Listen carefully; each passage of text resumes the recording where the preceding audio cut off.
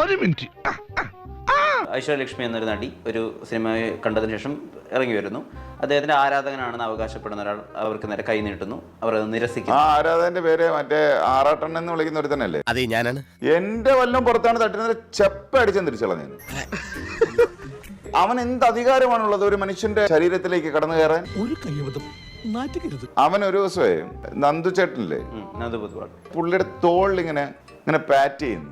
ഞാൻ നന്ദു ചേട്ടനെ കണ്ടപ്പോൾ ചോദിച്ചു, നന്ദു ചേട്ടൻ പുറത്ത് തട്ടിയ ചെവിക്കല്ലടിച്ച് പൊട്ടിക്കണ്ടേന്ന് ചോദിച്ചു അവൻ്റെ. അപ്പോൾ നന്ദു ചേട്ടൻ അടുത്ത് പറഞ്ഞു, എടാ ഞാൻ വല്ലോ അത് ചെയ്തിട്ട് വേണം ഇനി ഈ സോഷ്യൽ മീഡിയ എന്ന് പറയുന്നവന്മാരെല്ലാം കൂടെ എന്നെ തെറി വിളിച്ച് കൊല്ല. എടാ അത് വേറൊരു ലോകമാടാ, ഞാൻ എന്തോ ചെയ്യാന് എന്ന് ചോദിച്ചു.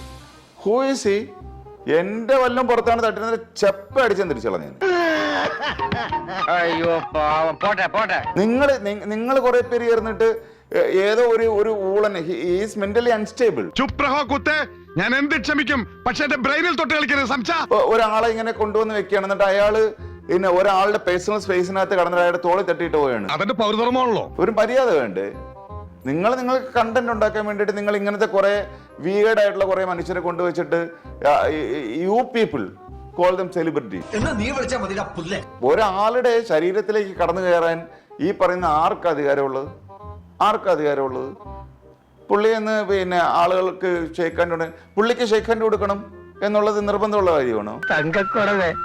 നമ്മൾ ഈ നാണം കേട്ടല്ലോ. നിത്യ മേനോൻ എന്ന് പറയുന്ന ഒരു നടിയെ നിരന്തരമായിട്ട്, എന്റെ വീട്ടിലെ പെങ്കൊച്ചിനെ വല്ലതാണ് ഇങ്ങനെ എതിരുന്നുണ്ടെങ്കിലുണ്ട്, ഞാൻ ഇന്ന് ജയിലിലാണ് അവനെ കൊന്നിട്ട്.